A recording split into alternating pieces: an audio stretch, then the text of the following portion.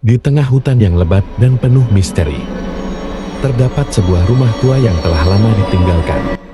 Rumah itu memiliki reputasi sebagai rumah angker, karena banyak cerita seram yang beredar di desa terdekat. Penduduk desa sering mengatakan bahwa suara-suara aneh bisa terdengar dari rumah itu pada malam hari, dan cahaya redup kadang-kadang terlihat dari jendela-jendelanya yang rusak. Rumah itu sendiri dikelilingi oleh pepohonan besar dan tanaman rambat yang hampir menelan seluruh bangunan. Jendelanya tertutup lumut dan pintunya berderit saat dibuka, seperti memohon agar dibiarkan sendirian. Tidak ada yang berani mendekati rumah itu. Setelah matahari terbenam, dan bahkan pada siang hari, suasana di sekitarnya terasa suram dan mengerikan. Suatu hari, seorang pemuda bernama Arif memutuskan untuk mengunjungi rumah itu. Dia penasaran dengan cerita-cerita yang beredar dan ingin membuktikan apakah rumah itu benar-benar angker. Dia membawa senter dan kamera untuk merekam pengalamannya. Malam itu, dengan hati yang berdebar-debar, Arif berjalan melalui hutan menuju rumah tersebut. Saat dia mendekati rumah itu, suasana hutan menjadi semakin sunyi. Angin berhenti bertiup, dan hanya suara langkah kakinya di atas dedaunan kering yang terdengar. Ketika dia mencapai pintu depan, dia merasakan hawa dingin yang tidak biasa. Seolah-olah ada sesuatu yang mengawasinya dari balik kegelapan. Arif membuka pintu rumah itu dengan perlahan. Derit engsel pintu yang keras membuatnya terkejut, namun dia tetap melangkah masuk. Di dalam, rumah itu gelap dan berdebu. Senter yang dia bawa hanya memberikan sedikit cahaya, tetapi cukup untuk melihat jejak-jejak kehidupan yang pernah ada di sana. Dia melihat perabotan yang rusak, lukisan yang pudar, dan tumpukan kertas di lantai. Saat Arif berjalan lebih dalam, dia mulai mendengar suara-suara samar, seperti bisikan yang datang dari balik dinding.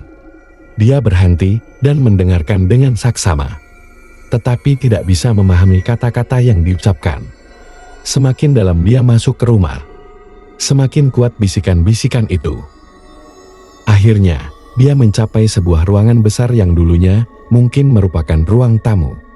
Di tengah ruangan, dia melihat sebuah kursi goyang tua yang bergerak sendiri, seolah-olah ada seseorang yang duduk di sana. Arif merasakan ketakutan yang luar biasa. Tetapi dia mencoba untuk tetap tenang dan merekam dengan kameranya. Tiba-tiba, cahaya senter Arif meredup, dan dia mendengar suara langkah kaki yang cepat mendekat. Dia berbalik, tetapi tidak melihat siapapun. Namun, perasaan bahwa ada sesuatu yang mendekatinya semakin kuat.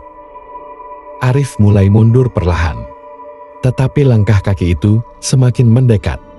Dan bisikan-bisikan itu berubah menjadi teriakan keras yang mengerikan. Arif berlari keluar dari rumah itu secepat yang dia bisa, meninggalkan senter dan kamera di belakang.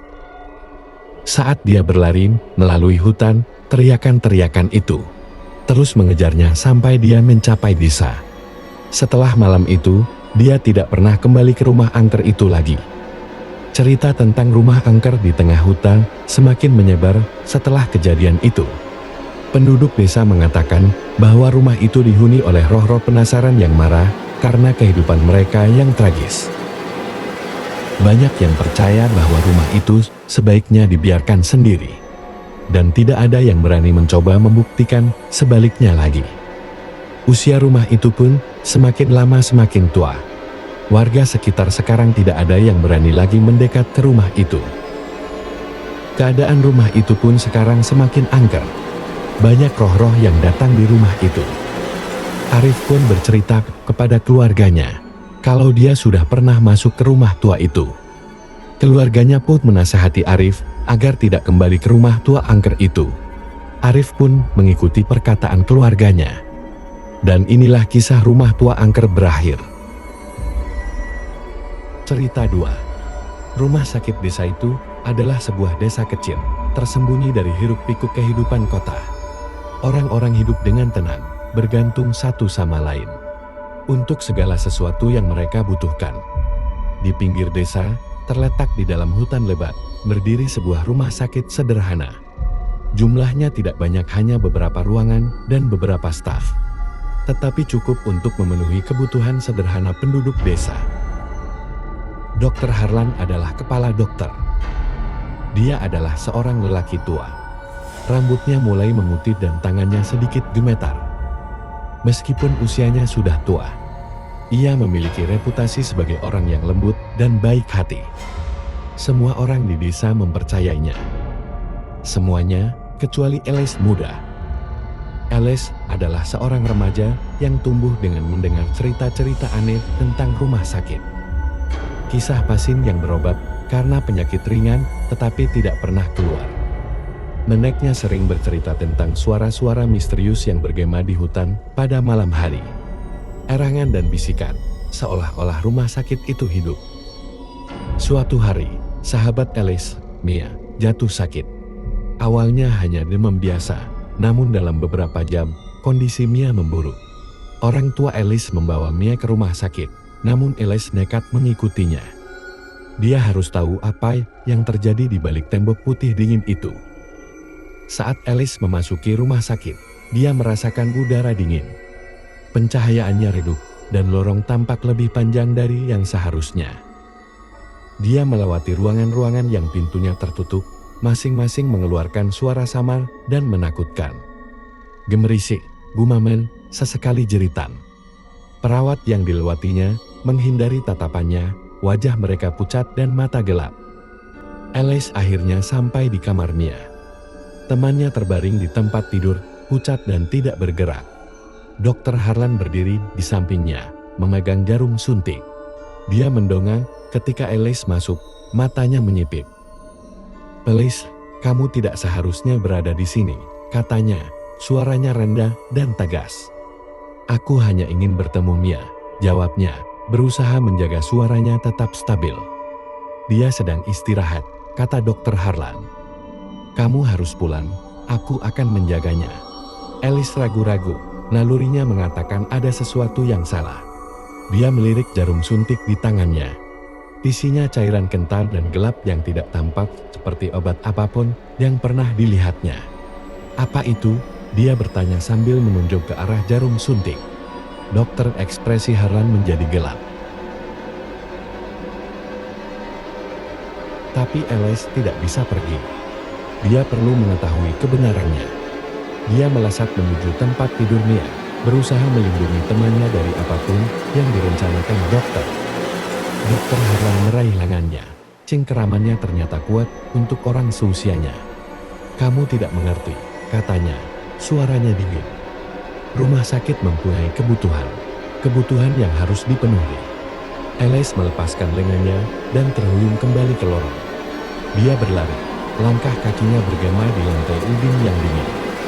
Rumah sakit itu tampak seperti sebuah labirin dengan koridor-koridor yang berkelok-kelok dan berputar-putar dengan cara yang tidak masuk akal. Dia merasa seperti sedang diikuti, tapi setiap kali dia menoleh ke belakang, tidak ada apa-apa di sana, hanya bayangan yang tampak semakin panjang dan gelap. Akhirnya, Alice mendapati dirinya berada di pintu masuk ruang bawah tanah rumah sakit. Itu adalah pintu besi yang berat, sedikit terbuka. Dari dalam, dia mendengar suara erangan dan bisikan yang diceritakan neneknya. Dia tahu dia harus mencari tahu apa yang terjadi. Dia mendorong pintu hingga terbuka dan turun ke ruang bawah tanah. Udara semakin dingin di setiap langkah. Dindingnya lembab dan lampu berkedip-kedip seolah-olah akan padam. Di bagian bawah, dia menemukan serangkaian sel-sel penjara darurat, masing-masing menampung pasien yang hilang dari desa. Para pasien berada dalam berbagai penderitaan, ada yang mengerang, ada yang bergumam tak jelas. Jantung Alice berdebar kencang saat dia mengenali beberapa wajah yang dikenalnya. Cerita neneknya benar adanya. Tiba-tiba, ada tangan yang meraih bahunya. Dr. Harlan berdiri di belakangnya, matanya dipenuhi cahaya menyeramkan. "Sudah kubilang," katanya, suaranya dingin. "Rumah sakit mempunyai kebutuhan, dan sekarang, Alice, kamu juga membutuhkannya." Alice berteriak ketika pintu ruang bawah tanah terbanting menutup, membuatnya tenggelam dalam kegelapan. Dan pada saat itu, dia tahu bahwa rumah sakit desa lebih dari sekedar tempat penyembuhan. Ini adalah tempat di mana mimpi buruk menjadi kenyataan.